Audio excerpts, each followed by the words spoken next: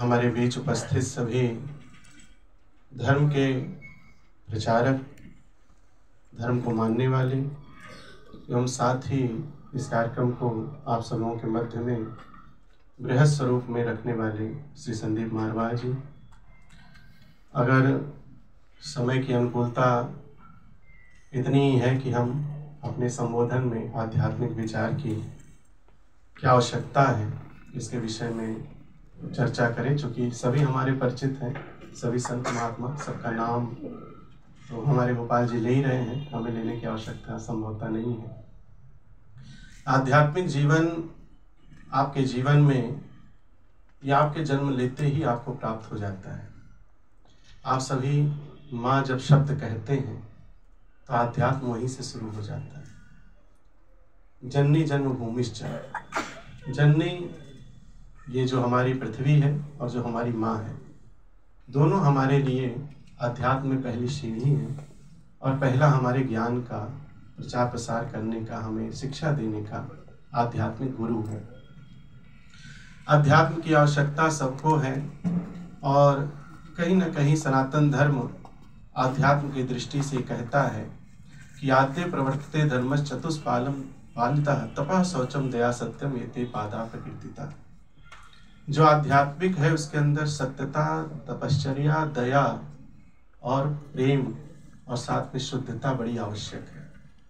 और हर व्यक्ति जिस किसी को भी मानता है, पूजा करता है, उसके विषय में अपने जीवन में उसको अपना आदरणीय समझता है, वह आवश्यक है कि दया का पात्र होता है। हमारा धर्म निरंतर ये कहता है कि जिसने दया रख ली वो हमारे लिए आध्यात्मिक भी है और धर्मात्मा भी है। जिसके अंदर सत्यता है वो हमारे लिए आध्यात्मिक भी है और धर्मात्मा भी है।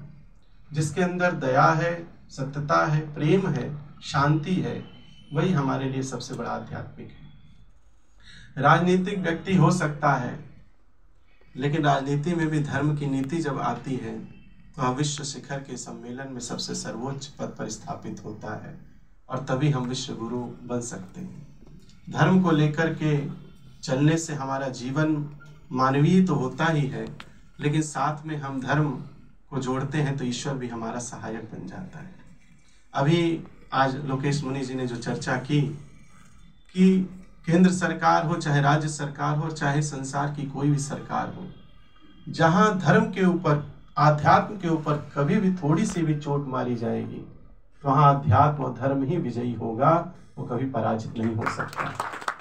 और जैन संप्रदाय ने जिस तरह एकजुट होकर के विरोध किया, हम मानते हैं माननीय मोदी जी ने बहुत सारे हमारे सनातन धर्म के या अन्य धर्मों के स्थानों को बड़ा अच्छा स्वरूप और स्वभाव भारत के अंदर दिया, लेकिन उसके बाद भी जहाँ अनुचित कार्य होगा वहाँ हम सब आध्यात्मिक व्यक्ति, हम सब धर्मगुरु एक साथ जुड़ करके उसका विरोध करेंगे। बात मीडिया की, आध्यात्म को हमारे इस मीडिया जगत ने बहुत फैलाया है। कई चीज़ों में अच्छाइयाँ हैं तो बुराइयाँ भी हैं। हम सबके जीवन में भी हमारे भीतर भी बहुत सारी अच्छाइयाँ हैं तो कुछ बुराइयाँ हैं। निगेटिविटी और पॉजिटिविटी दोनों एक साथ ही होती हैं, अलग अलग नहीं होती है। मीडिया ना होती तो हम बचपन में कभी रामायण ना देख पाते। आज घर घर में महाभारत जैसा ग्रंथ पढ़ा नहीं जा सकता, लेकिन महाभारत जैसा सीरियल देख करके महाभारत को लोगों ने जाना है। भगवान कृष्ण के विषय में, राम के विषय में जितना हम जा करके चर्चा करके बता सकते हैं, वह आध्यात्मिक व्यक्ति होगा तभी समझेगा। लेकिन छोटे छोटे बच्चे भी आज टीवी के माध्यम से, कंप्यूटर के माध्यम से देख सकते हैं। कंप्यूटर लाने वाले का विरोध बहुत हुआ भारत में, हमारे राजीव गांधी जी का। लोगों ने बड़ा विरोध किया इंटरनेट जब आया कि देश को नष्ट कर देंगे, भारत को समाप्त कर देंगे, कैसी कुरीतियाँ ले आ रहे हैं। लेकिन वही आज इंटरनेट और वही आज जो है मीडिया इस विश्व को सबसे ऊंचे शिखर पर पहुंचा रही है। तो हम किसी को जीवन में नहीं कहते हैं कि हमारा जीवन जो कुछ आने वाला है वो अध्यात्म से विपरीत हो सकता है। सब आध्यात्मिक हैं क्योंकि सब धर्मयुक्त हैं। कोई धर्म से पृथक होकर चल ही नहीं सकता, रह ही नहीं सकता। श्वास लेना भी धर्म है, जल पीना भी धर्म है, क्षुधा को तृप्त करना, भूख को शांत करना, ये भी धर्म है। ये हमारे मानव जीवन के धर्म हैं जो हम छोड़ नहीं सकते हैं। तो हम संदीप मारवा जी को ढेर सारी शुभकामना देते हैं, मंगल आशीर्वाद देते हैं, यह आगे की ओर बढ़े और इनका यह जो प्रयास है ये पूरे विश्व तक आगे बढ़े।